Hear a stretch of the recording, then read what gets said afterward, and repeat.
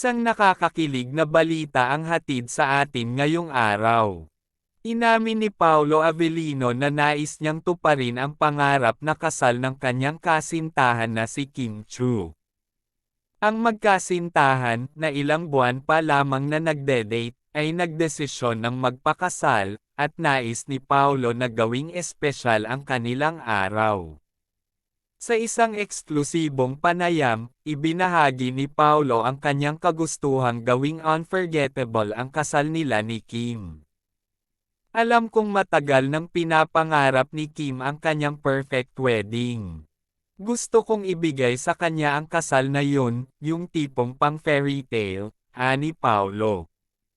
Ipinahayag din niya ang kanyang excitement sa pagpaplano ng bawat detalye, mula sa gown ni Kim hanggang sa venue na kanilang pipiliin.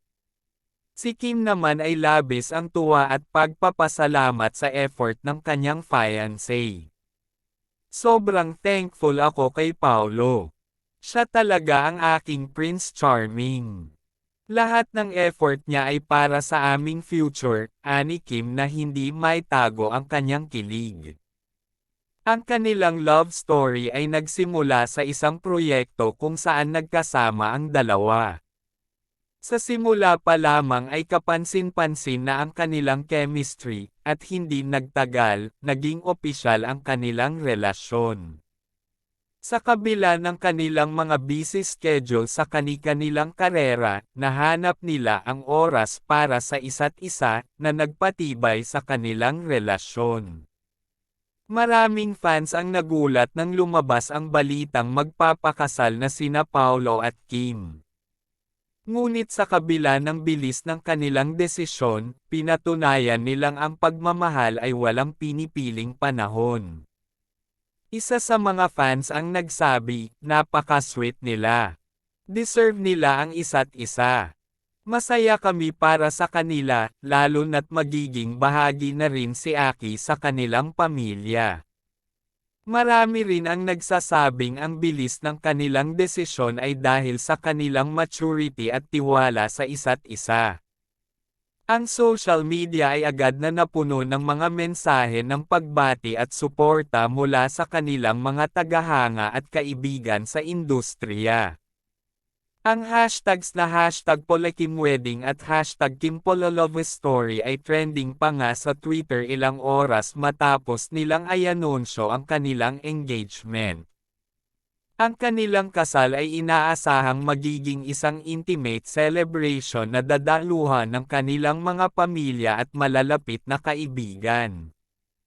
Makikita rin dito ang pagsasama-sama ng mga pamilya nina Paolo at Kim, na lalo pang nagpapakilig sa kanilang mga tagahanga. Ayon sa mga malalapit sa kanila, pinaplano nilang magkaroon ng isang simpleng seremonya ngunit puno ng pagmamahal at kasiyahan. Habang papalapit ang araw ng kasal, mas lalong dumarami ang mga nag-aabang at nagdarasal para sa kanilang masayang pagsasama. Tunay ngang isang inspirasyon ang love story nina Paolo Avellino at Kim Chiu. Sa kabila ng mabilis na takbo ng kanilang relasyon, pinatunayan nilang ang pagmamahal ay walang pinipiling panahon. Bukod sa excitement ni Aki, maraming tao rin ang nagbigay ng kanilang suporta at pagbati sa dalawa. Maraming fans ang nag-aabang sa kanilang mga posts at updates tungkol sa kanilang wedding preparations. Sa kabila ng kanilang busy schedule, sinisiguro nina Paolo at Kim na mayroon silang oras para sa isa't isa.